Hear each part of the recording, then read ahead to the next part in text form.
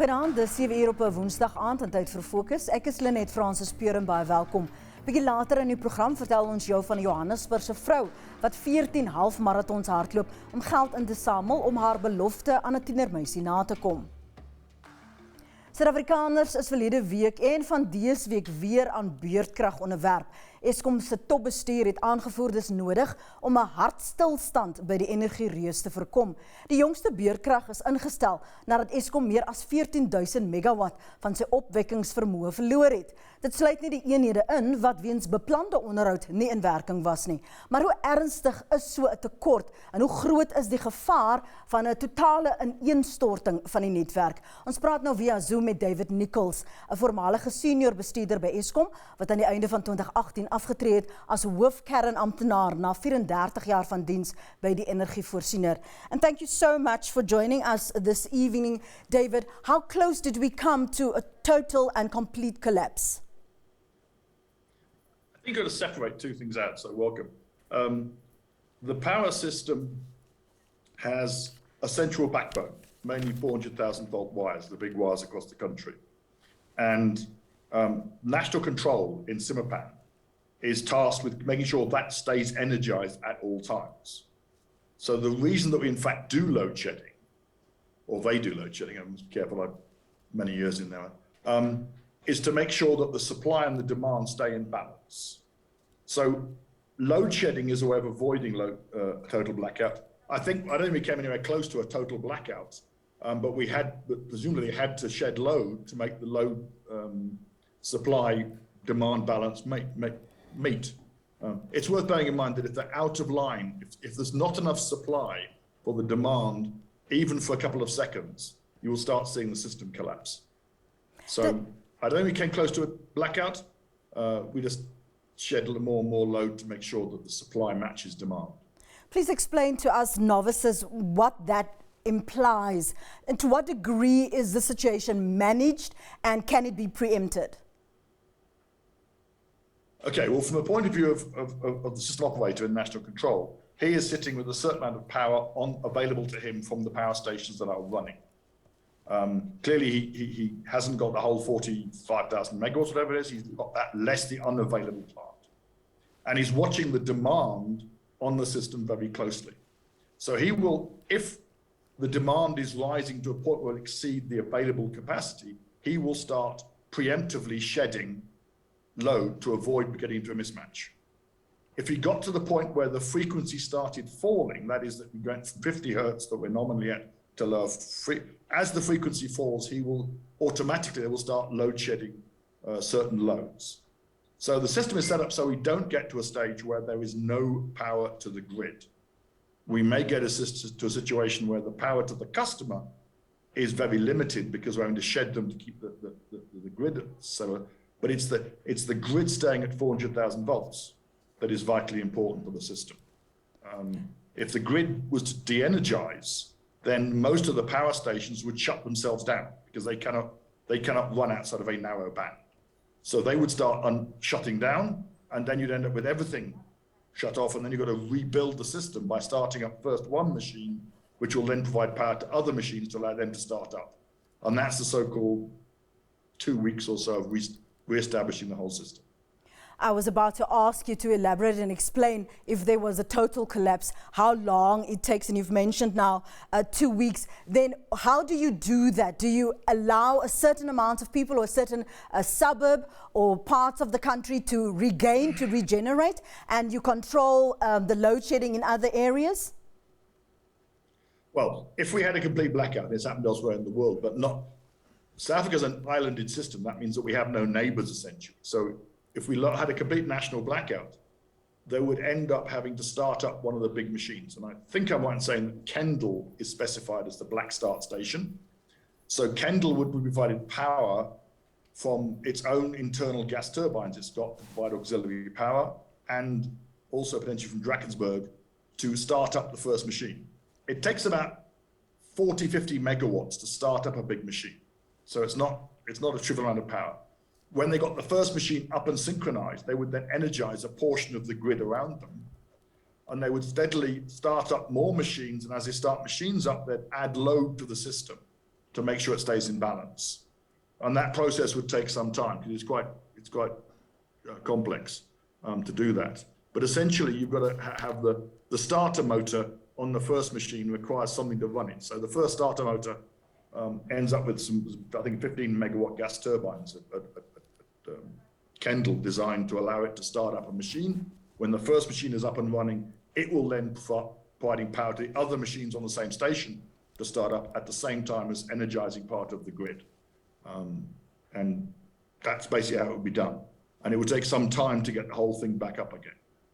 You left Eskom at the end of 2018 when you retired. In your opinion, how have they managed this crisis since your departure up till now? I think that in Eskom at the moment, what I see, and I'm outside it, so I'm just commenting on what I see, is I suspect there is a very serious morale problem inside the company. Because they're being told that, to quote the CEO from last year, that Eskom is a dead horse and flogging it doesn't help. So you've got a morale problem in the organization. But they're in a rock and a hard place, in the simple sense that the plants are horribly unreliable at the moment, down to about 62% availability, which is compared to the 90% availability in, let's say, 2000. And therefore, you need to take machines offload to do maintenance, to get them refurbished. But at the same time, you can't take machines offload because you've got no spare capacity. So it's a balancing trick.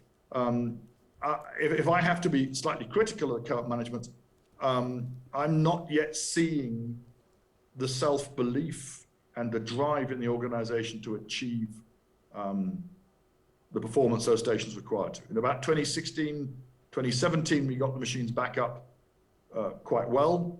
And that was driven by two things that happened in Eskom at the time. There was very strong, what's the word for it? Consequence management, almost famous nowadays. People talk about the famous red cards and yellow cards and green cards. But that was quite vicious consequence management. But linked to that was the management provided to the power stations what they needed. So if there was a question of, the classical question from the then management would be, you're running a power station, what do you need to meet your targets? And the PSM would say, I need this and this and this. And they say, I'll get those for you. And when you've got those, then you better deliver, otherwise I will take severe action. I don't quite see, and again, I'm outside now, but I would assume that inside the stations now there is a significant morale problem, because to keep the system running, you require people who get up literally at 3 in the morning, senior management, and check where we're going to be in that morning, and then chase down the power stations that aren't performing and get them out of bed to go make things happen. David, that sounds a bit drastic, but that's the kind of... Just after the break, David, I want you to elaborate on that, and then let's talk a little bit more about maintenance and the morale, particularly with so many engineers exiting. I believe about till 40 workers per month that resign. So let's talk about that after the break. Net hierna sit ons die gesprek voort, moenie weggaan nie, ons is nou terug.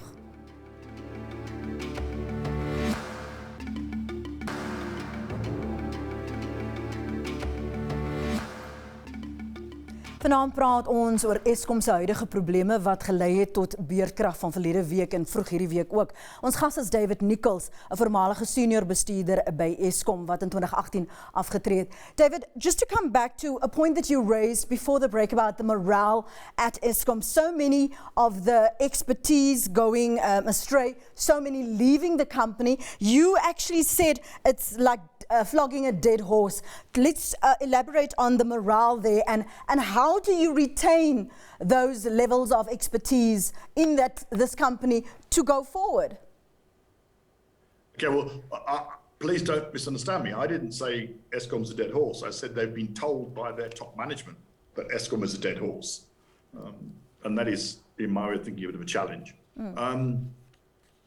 My experience of management is just that if the top management is not believing and driving what's going on, then it's difficult for the people lower down, the middle managers, to actually motivate the staff.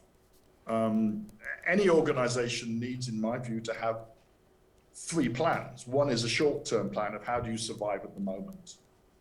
One is a long-term vision of where we're going to be in the future. In the case of Eskom, that's probably 20, 30 years in the future. And lastly is the plan that actually says, how do I get from where I am now to where I want to be in 20, 30 years' time?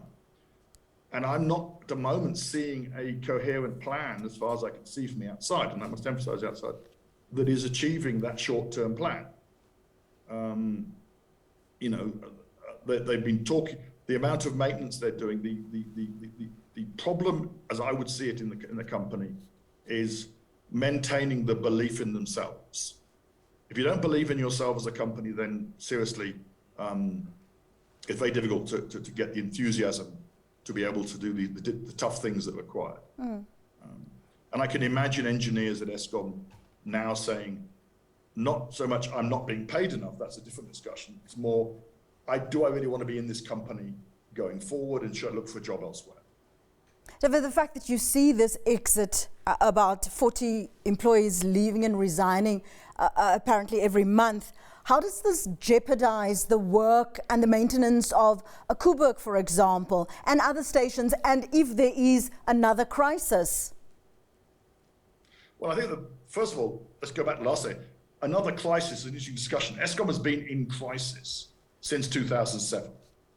Just digress a little bit from your question, but it'll come back to it. Eskom, like any large organization, has a large number of machines, and it needs a certain number every day to meet its demand. And it has a few machines that should always be available in what's called cold reserve. So classically at 6 in the morning, Eskom will declare which machines are going to be available but not being used that day. And that gives you the space to manage the system. So if you've got a problem on a power station, you take it off and replace it with something else. Eskom has not had a machine in cold reserve at 6 in the morning, essentially, since 2007. So Eskom's been in a crisis mode since that date. So let's put it in context. This is an ongoing crisis that occasionally gets to the point where they've got a load shed to keep the grid stable. But the crisis isn't going away until they can sit there with spare reserve. Basically, you need the skill set to make things happen. But the reality is that people get skills reasonably quickly if they're put in the right situation and developed appropriately. And you must be careful that in a company of whatever Eskom is now, 40,000 people, with a reasonable turnover rate of, let's say, 4 or 5% a year, you're going to see a substantial number of turnover. You've got to manage that process normally. So I think the staff leaving is a symptom, not the disease, if that makes sense. In your opinion, do you think Eskom can still catch up, given the fact that, as you say, we've been in constant crisis and maintenance needs to be done? I think it's challenging unless they have a self-belief which doesn't appear to be presently in the company. I think there has to be a clear vision of where Eskom's meant to be in 20 years' time. I think there has to be a clear vision of what they do today and a clear transition plan to get from where they are now to where they're going to be. And to sell that to the staff so they actually believe that there is a future in Eskom. It is difficult with the difficulties Eskom got, and they're very real difficulties, and they're a function of policy going back 20 years, it's difficult for Eskom to be able to motivate its staff without that kind of vision. And you need highly motivated staff to make this thing happen, to fix Eskom's availability. David Nichols, thank you so much for joining us this evening on Fokus. We appreciate your time. Bly ingeskakel net hierna vertel 'n Johannesburgse vrou hoekom sy bykans 300 km hardloop om geld in te samel. Ons is nou terug.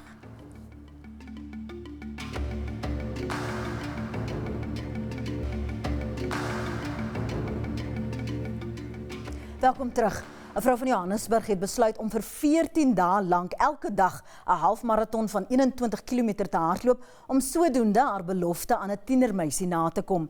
Nickey Seger wil geld insamel sodat Nelly Kuswayo haar skoolloopbaan kan voltooi.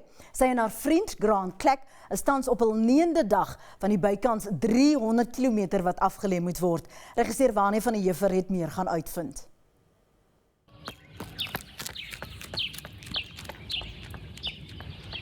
dit het eintlik 10 jaar terug begin, toe ek 'n belofte aan Nelly gemaak het om haar skoolfooie te betaal. En natuurlik, COVID het gebeur en dit ons almal aangeraak. En dit het so gebeur nou dat ek nie die geld het om vir Nelly se matriekjaar te betaal nie. En dit is iets wat my vreeslik geplaat, want ek het 'n belofte aan 'n klein dogtertjie gemaak. En jy weet, dis amper, hulle hang vas aan daai belofte, want dis al wat hulle het. En toe het ek opgekom met die idee dat ek iets anders uit die boks uit moet doen. En iemand het altyd vir my gesê, as jy nie vra nie, is die antwoord altyd nee. En toe het ons besluit, laat ons idee daar buite sit, laat ons vir Suid-Afrika vra om ons te help, en dit is wat ons gedoen het. Vertel vir ons, het jy die afgelope 10 jaar Nelly se skoolfooie betaal? Ja, dis reg. So vir die eerste jaar het ons 'n wens ingeskryf aan 'n radiostasie, en een van die goed wat daar uitgekom het was dat hulle vir Nelly se skoolfooie sou betaal vir 'n jaar. Goodwill kon toe nie die skoolfooie bekostig na daai jaar nie, want sy was in 'n privaat skool, toe het hy haar teruggesit in 'n publieke skool. En weet jy wat, Nelly het net verlore geraak in die stelsel, en toe het ek net besluit ons moet vir Nelly help, en dit is waar ek die belofte gemaak het dat ek sal betaal vir die skoolfooie, wat ek wel gedoen het vir die laaste 9 jaar. So hierdie is nou die 10de jaar, en ons staan saam met die res van Suid-Afrika en die wêreld om Nelly deur matriek te kry, en ek is baie opgewonde, en ek is so verbaas met al die liefde en donasies wat ons gekry het van mense wat ons nie eers ken nie. Ek dink nie ek dink glad nie dit het al huis toe geslaan nie. Ek is net verskriklik excited oor die hele storie. So, julle het 'n sekere bedrag gehad wat julle moes insamel vir haar matriekjaar. En julle het baie meer gekry van, jy weet, baie meer in donasies gekry. Dis reg. Sê vir ons, wat gaan julle met die ekstra geld doen? Okay, so ons sê R75.600 gaan na haar skoolfooie toe, en enige van die ekstra fondse wat ons het, Nelly het nog 'n paar goedjies nodig vir matriek, dit sal daarvoor gaan, en dan die ekstra geld sal dan spandeer word sodat sy kan gaan swat om 'n verpleegster te word. En ons is almal baie excited vir haar. Ek voel great. Vanoggend is die 3de dag. Ons hardloop in die krydel, en dit is beskiklik lekker om buite in die natuur te wees. Julle moet dit bietjie probeer. Sê vir ons bietjie of brei se bietjie uit oor die hulp wat julle ontvang het om hierdie geld in te samel. Toe die storie breek verlede Vrydag op een van die internet se nuus, toe het alles net mal gegaan. Dit was ek was in 'n dwaal gewees daai hele oggend, want die geld het net ingerol. Ons het sulke mooi boodskappe gekry van mense wat ons aangepor het en aangespoor het om nie op te gee nie, en dat hulle glo in ons power of a promise. En ek was absoluut en algeheel uit die veld uit geslaan. Tot nou toe kan ek nie glo die wonderlike ondersteuning wat ons van mense gekry het nie. En weer eens, dit wys jou net dat daar is verskriklike goeie mense daar buite. Ons het hulle nog net nie ontmoet nie. Beoog jy om nog 'n leerder in die toekoms te help? Wel, weet jy wat, so baie het gebeur in die laaste paar dae. Dit sal baie lekker wees as ek weer in 'n posisie gesit kan word waar ek nog 'n leerder kan help en hulle ook 'n hupstootjie in die lewe kan gee sodat hulle die beste kan wees wat hulle kan. Die beskeie matrikulant Nelly Kwezwayo sê sy is stom geslaan oor die skenkings.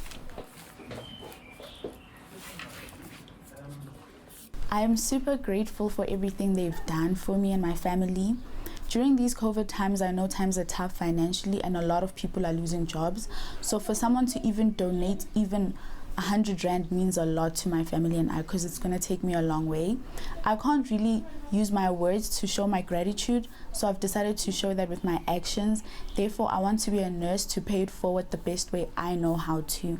And I'm so grateful. Thank you so much for making my dreams come true. I'm one step closer to becoming a nurse. For everything they've done for me, I've decided to work even harder on my matric to show my gratitude. I'm going to put my all into this because I know that money is very valuable and it's nothing to be wasted. My mom is so proud of me, especially considering the fact that she did not go this far. So it's very amazing and heartwarming to see her daughter do something that she wishes she could have done for me. And I'm making everyone proud, and that is the goal, to continue making every single person proud. Dad, how do you feel about everything that's happened? Sure. I'm overwhelmed, joyful, grateful to people what they've done for us as a family, for my daughter. I don't know, I don't have enough words to thank them, for their generosity, kindness, and love they gave to my daughter. Now they turned this situation, which I thought was hopeless, to something very, very positive. I can see the brighter future for my girl here. You said it was a situation of hopelessness. Can you elaborate on that? When Nickey said to me, she's facing some difficulties to continue paying Nelly's school fees. What was going into my mind was to start the process of going to a public school, applying. It's a headache as well to start with the whole process of application and taking her from the private school where she was learning a different curriculum to maybe another curriculum. I thought it was going to be challenging for her because we experienced that before. Then when Nickey told me about this initiative which she was going to do, I was very emotional and I thought this wasn't going to happen. The reason being people are in a dire financial strait. People are facing difficulties financially. But I was surprised, I was astonished by the response of the people, which shows that there's still people out there with big hearts, even though the times are difficult, but they're still willing to go deeper into their pockets to help and donate to this cause of power of the promise, which is the future of my girl right here. Both Nelly and Dad, if there's anything that you would like to say to our viewers and the donors, what would it be? I would say thank you. Thank you all, and may God bless you all the donors from South Africa and internationally.